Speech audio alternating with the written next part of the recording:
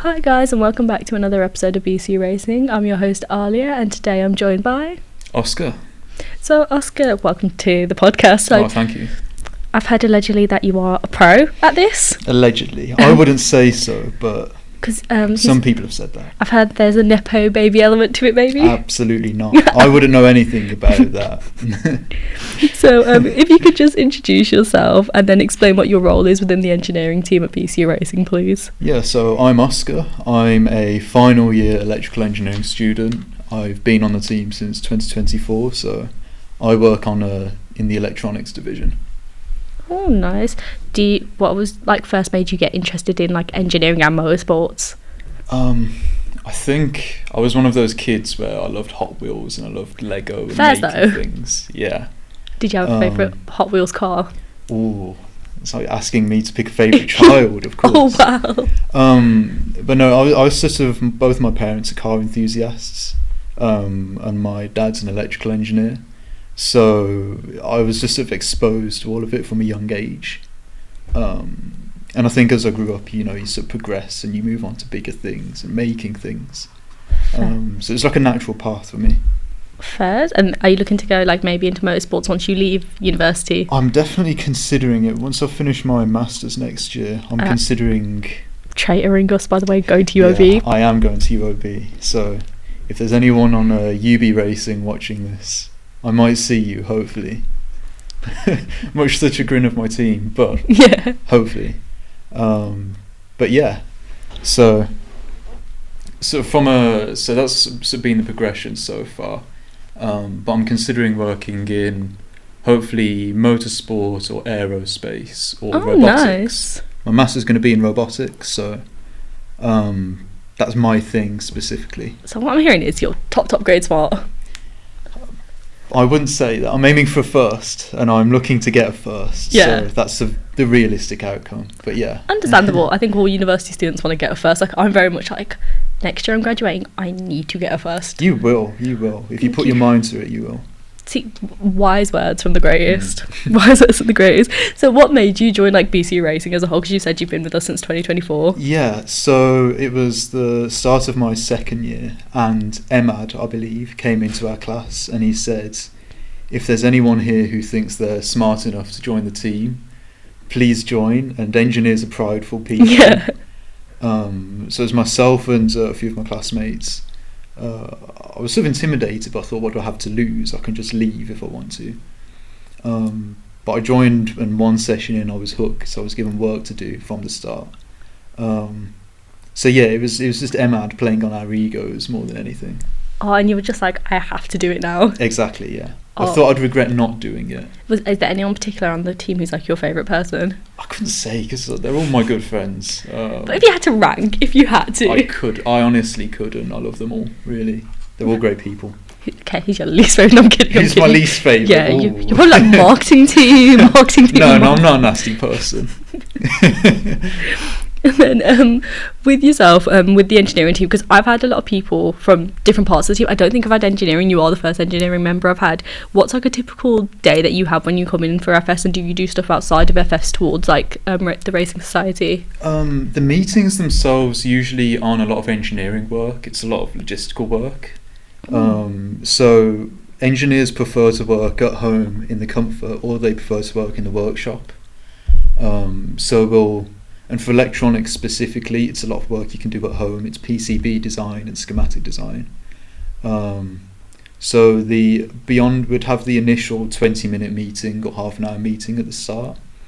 And then we'd discuss what the order of affairs are with our teammates, and if you have people working on different things. It's just making sure that everyone's organised, everyone's facing the same direction, knows what they're doing. Yeah, a lot of the work is at home, though. It's quite regularly working up until 3 a.m, as I'm sure anyone else in FS will tell you. It's 3 a.m, all-nighters. Yeah. It's a lot of work, but it's fun. I was up till 5 last night editing, and it's still not working, but I'm going to probably be up till 5 tonight trying to re-edit podcast episodes again. Get your sleep. I'm a late waker anyways, so when I went to sleep yesterday, I heard the birds chirp, and I was like, that's slightly worrying. I was like, oh, I should get to sleep, because my little sister will wake up in an hour from me now to get ready for school, because she like goes to the high school down the road, but gets up at like 6 a.m. to like get up. So that's a madness on its own. So with like the engineering, is there a favourite part that you like particularly really love working on when it comes to engineering sides That's and a stuff? good question. I love working under lots of stress, and I love what you might call tip of the spear engineering, which is sort of when you're at Silverstone, you'll have a broad group of people working on the car when you're at uni, but when you're in the paddock, you can only have so many people. Oh, really? And so it's like direct, like hands-on work with the car, which is always fun. I love working on cars, but it's especially, I might be a psychopath for this, but I find it especially fun when we're under a lot of pressure. No, it's very like, you're made for university then. Yeah, essentially. Yeah. Because I think everyone else that I know, they're just like, they either thrive under pressure or they are going to literally burst into tears. Yeah, that's understandable, honestly. I was going to say, because you're all exam based as well, aren't you? A lot of it, yeah. Have you got any like coursework based side of Yeah, stuff? yeah, there's a lot of coursework. So, for example, this week I had a coursework due on Monday, and I've actually got a communications exam tomorrow. Tomorrow? Yeah, so that's going to be fun. Okay, you're definitely thanked for being a Analog podcast episode. electronics. Who doesn't love it? But yeah. That's crazy. The fact that you have one tomorrow as well is crazy. Hopefully you'll pass, like touch wood. Hopefully. You're passing. And then with regards to like department work, you work with a lot of departments because you're like... all of them essentially. Yeah. How do you like work with all of them? Is there like a particular structure that you have like personally, or is there one that the team uses as a whole to work together? There is definitely a structure, because we have a project management team, and they set everything up in terms of making sure we're all concurrently making efforts with each other. But in terms of like interdepartmental work, I think because a lot of the work isn't strictly one department anyway, you end up learning things about the next department over. And I especially, because I love all forms of engineering, so I've been to mechanical engineering classes and automotive engineering classes, so I have quite a broad, not a mega deep understanding, but a broad understanding of what we do. That's crazy. I think like marketing side, I learned a lot from, because I was watching, I can't remember who it was, I was watching Adam do the finance stuff on the computers, and I was watching him, I was like, I don't have a clue what you're doing. I very much am like I stay in the marketing lane and I'm good at it. Like even like when we're walking past like the engineers, I'm just like, you man are smart.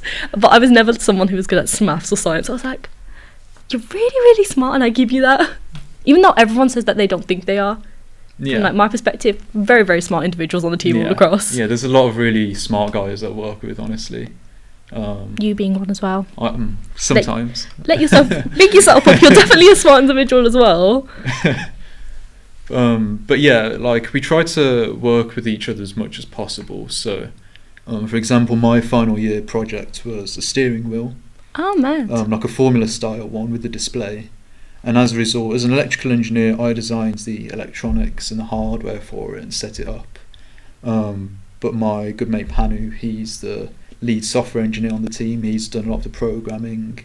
And then other mechanical engineers on the team, like Kyle, have helped me learn like what's called FEA, finite element analysis, which is just a way of understanding how forces act on an object. But because the steering wheel is a structural thing, and when you're driving it, and as a driver I have to make sure that it's suitable, but there's a lot of motion acting on it, and you have to make sure that it's your due diligence essentially. You've got to make sure it works. Has there been like any disasters, not like your final project, but like in FS as a general, like? Oh, absolutely. What's like the most biggest one, like you can talk about from last year? Yeah if you were to.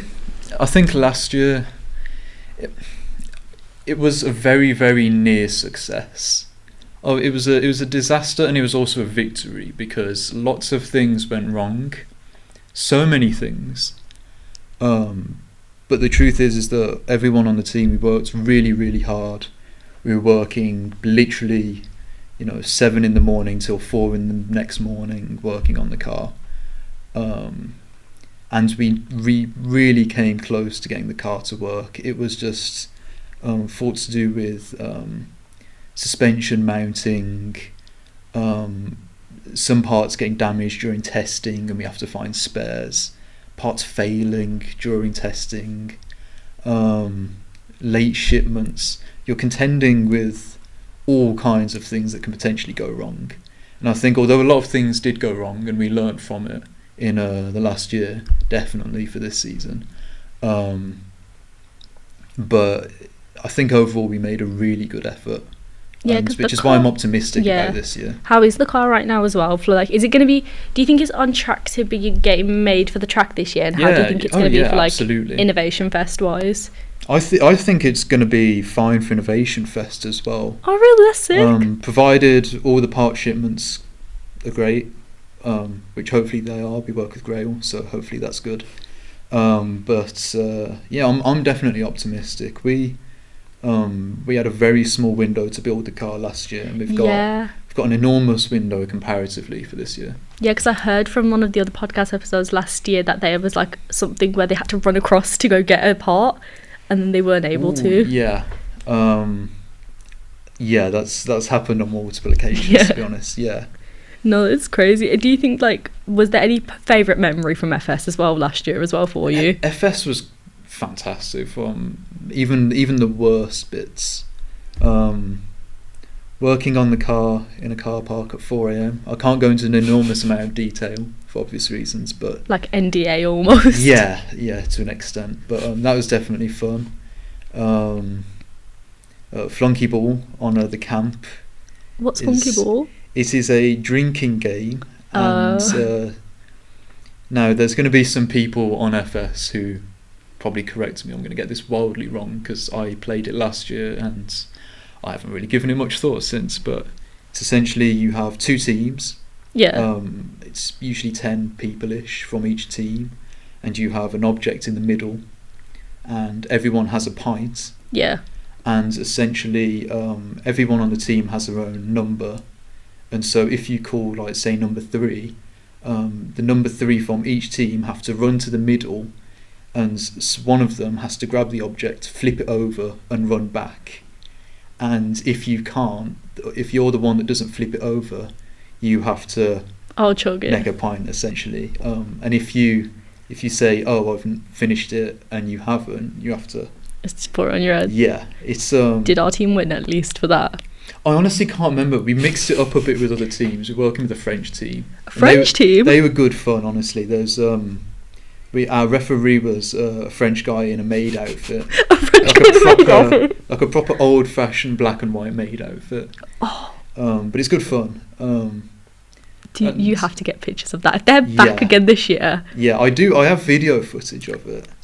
Just show us at some later point. Not some later point. But yeah, I mean, all of it is fun from the moment you sort of start making your way there and buying an enormous amount of booze with Emad, to honestly the drive from the moment you start off to the moment you've gotten home. It's good fun. You're with your mates. You're working on a project you're passionate about.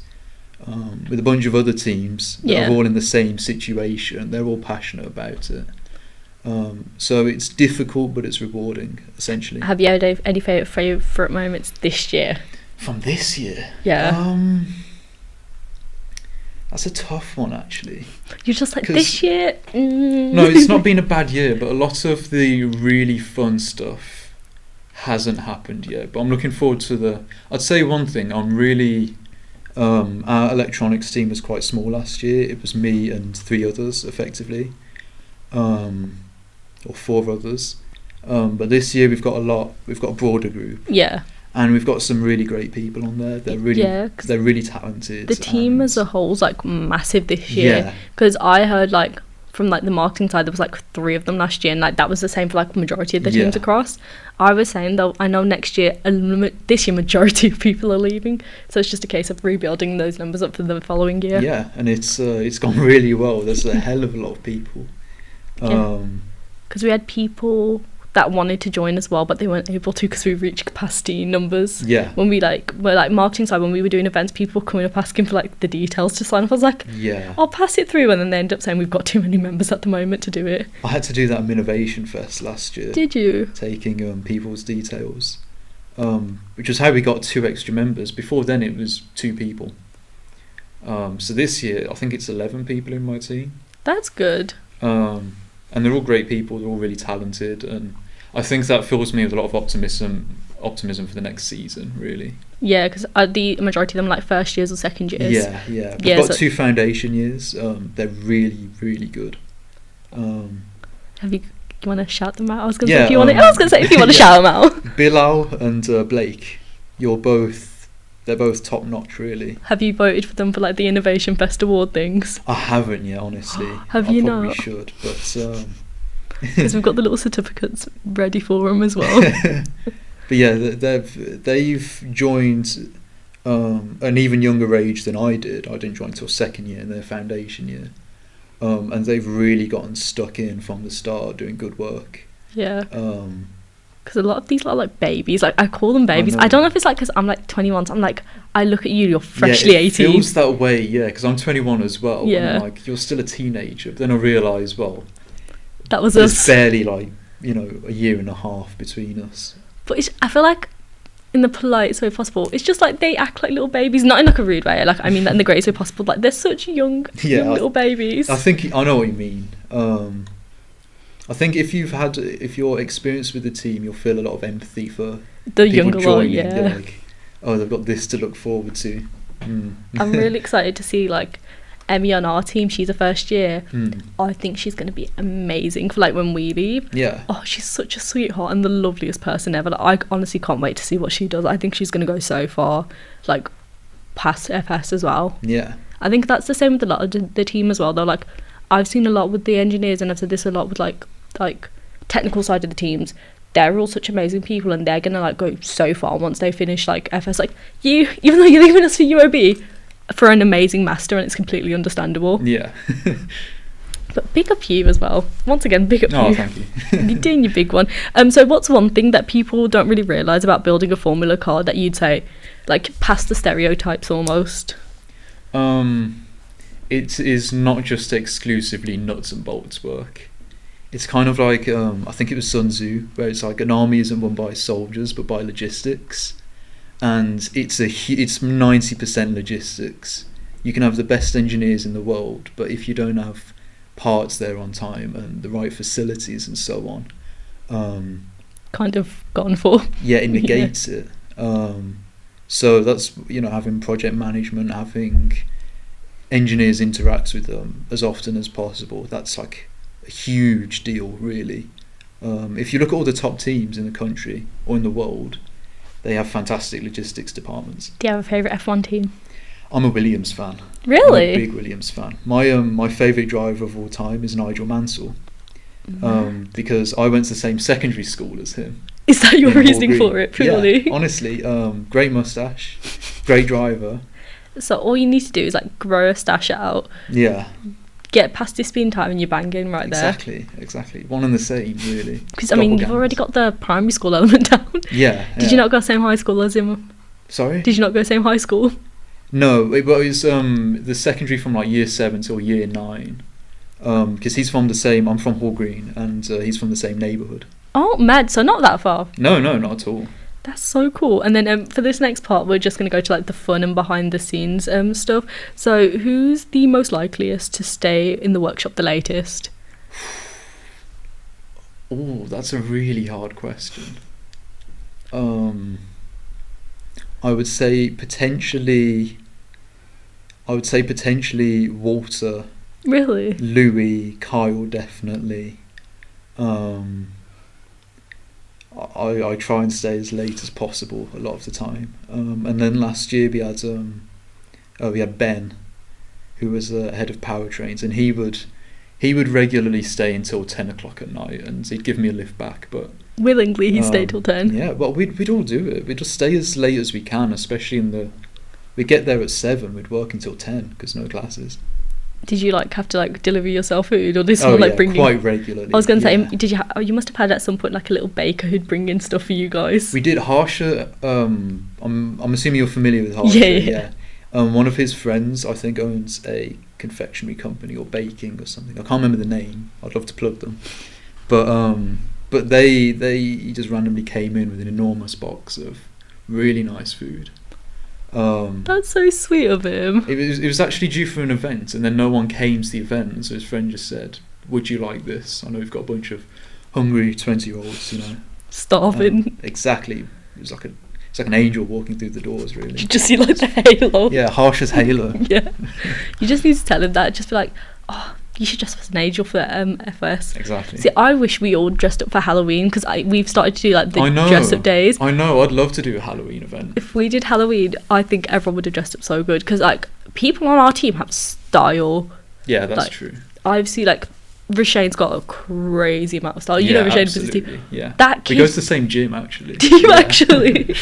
No, that kid has style. Yeah, definitely. Like, you always see him and he'll pop up and he'll be like, "Hey guys, you want to see my new fit for the day?" And I'll be like, he looks like all of the TikTok explore page. Yeah. Person. He's very much like he's too fashionable for this team. he's very much into his like Y2K aesthetic, which we do love. Do you find yourself to be like quite a fashionable person as well? I think I used to be. I used to be obsessed with clothes, and I used to sell shoes and so on. You used to sell shoes? I sell like shoes, watches, some designer stuff, jackets, so on. But you wouldn't know it looking at me. I just wear comfortable clothes these days. Really. I was very much like that at the start of FS. I came in like the same jogger and like a mixture of t-shirts every week, and then it got to a certain point and I was like, might as well start dressing up, because now I'm going to start being in videos. Yeah. So I need to look cute for the videos. It's a nice excuse more than anything. Yeah. Because I like have like my little wardrobe and I sell what I'm going to wear the night before. Yeah. And I'll be like, I'm going to wear this t-shirt. So when you go on a school jeans. trip.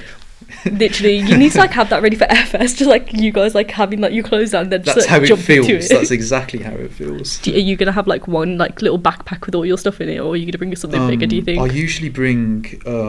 I usually have a holdall just for my actual living stuff. Yeah. And then just a backpack for my tools and whatnot, and electronics and so on.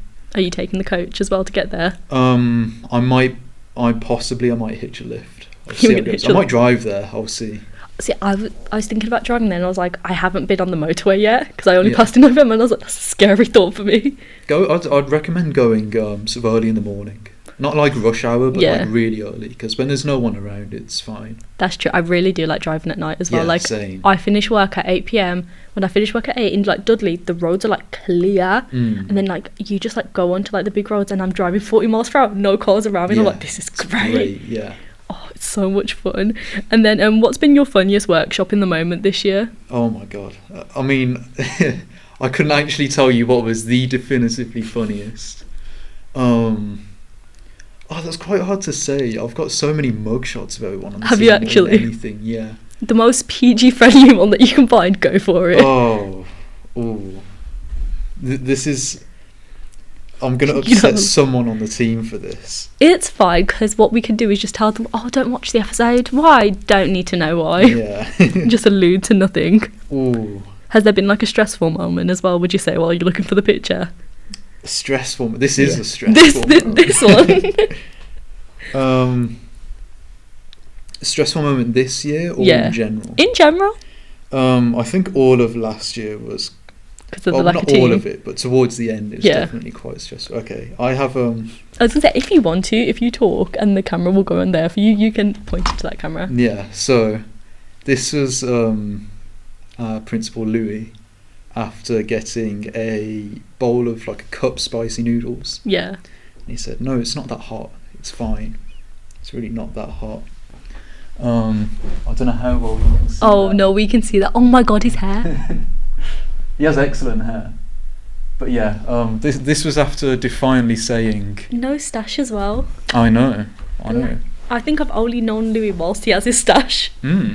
It suits him though. No, it does. He's my personal opinion, is very much an old soul. He reminds me of like a 70s racing driver. Yeah, I always say he gives like a little French man with his like moustache and the hair. Yeah, or that. Yeah. No, was that his face after the cup noodles though? Yeah, he was very red, and it was. I don't blame him. It was hot. You know what? We need to like do like a dinner for everyone. Like everyone goes out for a dinner. Take them to like a Korean place where they do like the ramen noodles. Yeah, or like spicy soba or something like that. Yeah, definitely. Doing one, like go off from there. So what would you say, like skills wise, what skills have you developed from being part of BC Racing? Oh my god, it's almost everything, because you're working on so many projects in so many different things.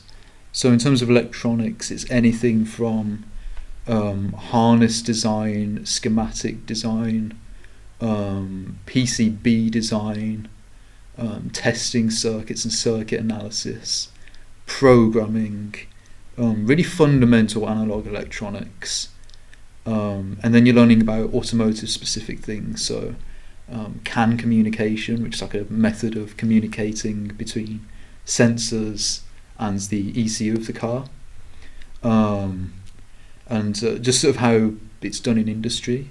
So when you're assembling a wiring harness, you'll have all specific tools. You have to learn how to crimp and splice and so on, and use different connectors. It's you have to really get into it. And then there's also mechanical skills as well, you know, metal work, and I mean, some people can weld, which is nice. I'd love to learn how to weld. And like mechanical design as well, and FEA, and building. A lot of it's just building an intuition for what you learn in class, and then you're applying that intuition to solve actual problems. And problems aren't forgiving. You don't have an answer. Yeah. You just have to find the answer yourself, or you just can't. But yeah, that's you learn, and there's also it's working in a team as well. Yeah, because like engineers, new element. Engineers are solitary people. We're like yeah, you guys like to sit at your computers a lot, and you'll just be like, like in your own world. Yeah. You lock in. To be fair, we lock in. We have to really, but I think it's a really good skill to be able to have like a synergy between team members. Yeah. Which I think our team does really well. Honestly, we have a good synergy. And then to like ask like my final two questions. Okay. If we had a theme tune, like BC Racing had a theme tune, what would the theme tune be? I've thought this for a while, but a song I really associate is "Take Me Out" by Franz Ferdinand. Okay, that's the funniest answer I've had so far. Yeah, it sounds weird, but when sort of in that run up to FS last year, I was listening to it a lot, and also "Fame Is a Gun" by Addison Rae. You did your big one with that. Yeah, I was listening to those two songs a hell of a lot in the run up to FS, and so even when I listen to those songs now, I associate them with. Oh, did you see Addison Rae and Madonna? I did, yeah. And she was like taking the mic from her.